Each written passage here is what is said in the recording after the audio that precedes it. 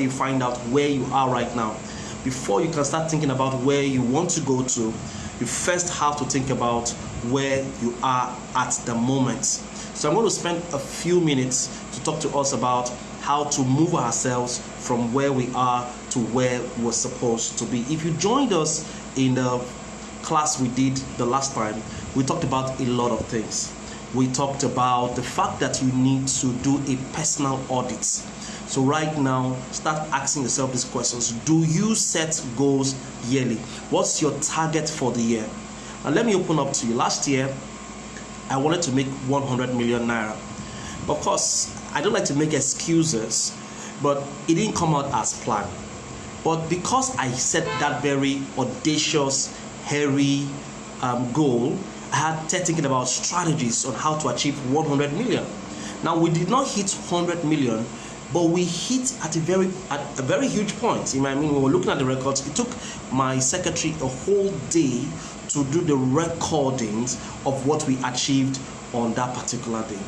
It's also striking to note that because we planned to have 100 million naira as our revenue for the year, we started thinking about strategies. Now, one of the ways that you can make that kind of money, 100 million as it were, is through multi-level marketing, because multi-level marketing gives you that leverage. So in our thinking, as we thought, okay, what kind of multi-level marketing business can we do? We thought of language, and we're doing language to push ourselves to get that income. So what is have you set a goal for the year? So I want you to take down your notepad, your note and your pen, and then write down the goal that you have for 2021. It begins with that. The workbook tells us to do that. It said, do you set goals for the year? Another question you want to ask yourself is, do you set quarterly goals? Are you someone given to setting quarterly goals? So aside having a yearly goal, you want to also think about, what are my quarterly targets? How many PVs do I want to have at the end of a target? How many prospects do I want to speak to? You want to break down those goals into quarterly goals. You also want to go as far as breaking your goals into weekly goals. How many people do I want to speak with at the end of this week? How many PVs do I want to get? A team PVs do I want to get at the end of the week? You break it down. Now, these are estimates. Of course, you may or may not achieve those goals, but it's good that you write them down. Writing is like prayer. Writing is prayer. Writing is talking to God in a sense. It's telling God, look, this is what my expectations are. Something I used to do, and I'm going to show you that in a short while. I do this a lot.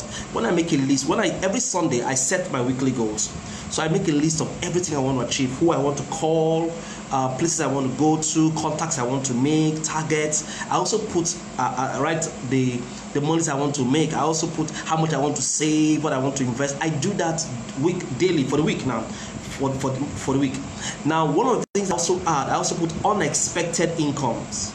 I put unexpected incomes. I would think, okay, what kind of unexpected income do I want to have this week? That is monies that will show up in my life. I didn't even know how it comes. Maybe a call, some new contract, some new prospect, some new business, and sometimes I put 200,000, sometimes I put 300,000. I cannot really explain it. So this week, on Monday or Sunday, I was in Lagos on Sunday. I wrote usually I just write, and I got unexpected income. That is miraculous money that does come. And I thought, what should I put? I said, okay, let me put conservatively, let me put 150,000 naira. All right, aside the other monies I'm expecting, really expecting, let me put 100,000 naira. And guess what? By the third day of the week, that is by yesterday, had not just gotten 100,000 naira as I wanted, unexpected money, I also got like 100,000 naira extra. And it happens to me again and again and again, that most times that column, that part where you have to put unexpected money, I have much more. So make a list of things. Of course, it doesn't stop me from meeting my target, but I always put that part where I put unexpected incomes, unexpected monies. Set goals. Setting goals is important. And the thing about writing is that writing is creation. Writing is creation. Writing is the first time that your thoughts, your abstract thoughts, become reality. Writing is the opportunity you give to your ideas, your visions, your concepts to come into reality realm. Writing is moving things from virtual to actual. So do that. Right. Always be right. List things. For example, how many of us here have 5-year goal plan? This is 2021. 5 years from now is 2026. There's a portion in this booklet that I encourage you to list. Make a list of the things you want to achieve 5 years from now. What's that you want to achieve? What do you want to have? What toys do you want to have? What places do you want to travel to? What goals do you want to achieve? What do you want to have? Who do you want to become? Many years ago, I wanted to be a top-notch speaker, invited around the country, sharing my thoughts, and I wrote them down as a list. I listed out stuff that I wanted to become, and today, by God's grace, that I wrote about. So a lot of people don't set goals. People think that they have ambitions, they have intentions, they have desires, but they don't really set goals. To set goal is to take up your book, your notepad, or in this case your workbook, and actually write down what you really want to achieve. Let me tell you what that does for you. Setting goals forces you to start to think. It forces you to start thinking, to think about, how will I handle my finances? How will I handle my finances? What money do I want to make? Who do I want to meet? What spiritual goals do I have? How many of you here have retirement goals? How many of you have retirement goals? Do you have retirement? I'm very young, I don't want to retire. Are you planning, putting aside monies that you're making for retirement, or do you have expectations for that? Do you have insurance? Are you planning for your insurance? Do you plan for all of that? So that's why goals are quite important. Actually, there are 7 skills that you must have, that you must develop for you to be a master, for you to succeed. 7 very important skills. The first skill that great people have and that makes them turn out to become very successful is visionary skills. I'm going to spell it for you. visionering, the engineering of vision. The ability to convert thoughts to things. The ability to move things from imagination into reality. It's a skill. That transition is a skill. It's something that you must develop. So you have a target, you have something you want to do, a business you want to start, something you want to start, and then you have it at the back of your mind, and you have that ability to translate it into reality. Is a skill. We call it visioneering. And there are 3 processes in visioneering. Number 1, conceptualization. The ability to have a concept, to have something down, documented on paper. We call it conceptualization. The next part is articulation. What does articulation means? Putting out that concept and really checking out how best to communicate it, how best to realize it. And then the last part is actualization. So we have conceptualization, articulation, and actualization. Concept, get the concept right of what you want to do. Articulation, find out how best you're going to communicate it and achieve the goals. And then actualization, the strategies and the steps which you're going to use to actualize that goal.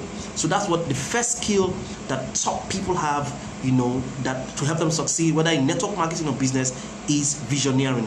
The ability to see with your third eye and to turn what you've seen into reality. Number 2 thing that people who are top performers, who are top networkers have is communication skills. Your ability to communicate. So if you've never attended a public speaking school, you really need to attend a public speaking school. I'm not talking about scattered, disjointed information you get from the internet. Maybe you watch a YouTube video or you read a book. No, I'm talking about a sequential teaching, learning, structured teaching. You need somebody to show you this is how A is, B, C, D. This is how to open your presentation. This is how to close your presentation. This is how to use icebreakers in presentation. This is what it means to do. This is how to persuade and all of that. You need that structured teaching, and the person who helps you do that is a teacher. So subject yourself to the scrutiny and the discipline and the systematic teaching of a teacher. A teacher will help you convert information into knowledge. So it's not enough to read books about public speaking. Go to a public speaking school. And by the way, friends, as network marketers, one skill we really need is public speaking. I know this person who joined network marketing. She didn't like to talk. She don't join. The one thing I don't want to do is talk. I can speak with you one-on-one, but to speak to a crowd, no, don't get me involved. So one of those days, she got one lady signed up in her business. not Norwich, one of her business, one of the business she was doing. She got somebody signed up. The lady was so excited about the business. The lady now went to her pastor's wife and told the pastor's wife that there's this business. So convinced the pastor's wife to agree. The pastor had told the pastor, and the pastor was excited and said, this woman said, go and call your upline. Let your upline come speak to every man and every woman in church. And he set a meeting, and over 1,000 people, over 1,000 people were seated waiting for her. So they got the information got to her. You're like, hey, where are my upline? She called this upline. I'm busy. I'm in Kaduna. Call this one. I'm in Enugu. Call this one. I'm in Port Harcourt. She was faced with the reality of standing before people and pitching her presentation, pitching her business, and selling her business through communication. Of course, she did a very lousy job because she had not learned the art of speaking. So let me tell you what to do. A time will come, occasion will come where you have to speak to a group of people. Your downlines or your success lines or your partners will have cause to put you in front of a crowd. You should learn public speaking. You must learn public speaking. Not by reading books, by getting trained. One of the greatest things you can do for yourself, and that's one of the beautiful things that network marketing affords you, is to train. In those prospect meetings, those distributors meetings, stand up and speak and train yourself. Join a public speaking school. By the way, I think on the 31st of January, with the permission of Exit 3 Nimfon, I want to host network marketers, strictly for network marketers. I want to teach them public speaking. As in public speaking, show you how to start your presentation, why icebreakers are important. What's icebreakers? Because you see, people don't just want to hear you, they want to experience you. It is when they experience you, when they feel, respond accordingly. So you want to give people experiences. You want to give people experiences as a network marketer. So I'm going to do that on the 31st, and of course it's a paid class. I usually don't do free events because one of the things I've learned about trainings these days, people pay attention to what they pay for. When you pay for something, you pay attention. When you don't pay for something, you don't place as much value. So I'll discuss with Nimfon. A few of you who are interested. I believe very affordable, less than $20 or so, about 3,000 naira. You come for a 1-day Zoom meeting, full day, 3 hours. I'll put through the process and I'll share materials and resources with you, and then you can learn to perfect your communication skills. So communication is a second skill that you must set as a goal. That I must learn public speaking. I must learn how to communicate. And there are two parts of communication. The first part of communication is persuasion. How do you persuade people? How do you get people to follow you, follow your line of thinking? The second part is negotiation. How do you negotiate? Actually, 3 things. First is the ability to connect. That's the first thing. Connecting with people. Really connecting with people. That's where persuasion begins. That's where communication, connecting with people. Then the next thing is casting. The ability to cast. That's the second thing. C-A-S-T-I-N-G. And that's what I mean by that is painting pictures. The ability to paint pictures.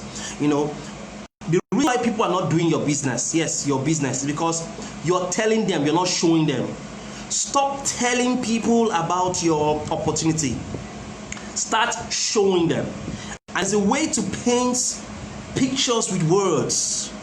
Alright, so the skill is a way to go about that we call it casting, to broadcast, to paint through effective storytelling.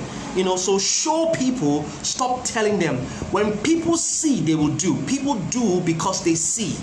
Every progress is traceable to vision. The reason why people are not responding or are not buying is because they don't see. When people see the opportunity, emotions, you know, is as a result of vision. When people see, emotion is as a result of vision, and motion comes after vision. Every time there is motion, there is vision. And vision will first inspire emotion, and then they will move. So every progress is traceable to vision. So when you're speaking, stop telling people about the opportunity. Paint the pictures, be graphical, show people the opportunity. And it's a skill. So first of all, communication is connecting with people, and second off, communication is casting, painting pictures, and then finally, communication is convincing. So connecting, casting, and convincing. So that's the second most important skill you want to learn in 2021. How do I master public speaking? How do I master communication? How do I become an effective storyteller? What's the third skill that you must master? The third skill that you must master is leadership. Leadership is not a gift. Leadership is a skill. Now, one key thing about network marketing is that it exposes our leadership deficiency. It shows us how much of a leader we are or a leader we are not. Oh, you say you're a top speaker, or you say you're very popular. In network marketing, it exposes the deficiency of our leadership capabilities. It tells us that you are not really a leader that you think you are. So that's why going into that network marketing business strengthens your leadership capacity. You're going to have to deal with very, very terrible people. You're going to have to learn to deal with people who can frustrate you. So leadership is ultimately influence. And I encourage you to get John Maxwell's book. Do you know John Maxwell? Go online, go on YouTube, and click on John C. Maxwell. Now that's an authority on leadership, and most multi-level marketing experts agree on that. John C. Maxwell, he has over 40 books on leadership. And this man says that leadership is influence, nothing more, nothing less. And I agree. I also will add that leadership is influence that births affluence. Leadership is influence that becomes affluence. Before you can become affluential, you first must be influential. You've got to influence. But what's influence? Influence is your ability to get followers. When people don't follow you, you're not a leader. A Chinese proverb says that he who thinks that he leads and has no one following him is only taking a stroll. You're just taking a stroll. You've got to get people to follow you. And that's leadership. It's a skill. Leadership is influence. Now, leadership is not much more than that. Leadership is your ability to duplicate your efforts and multiply your results through the leverage of teamwork. Leadership is the ability to duplicate your efforts and multiply your results through the leverage of teamwork.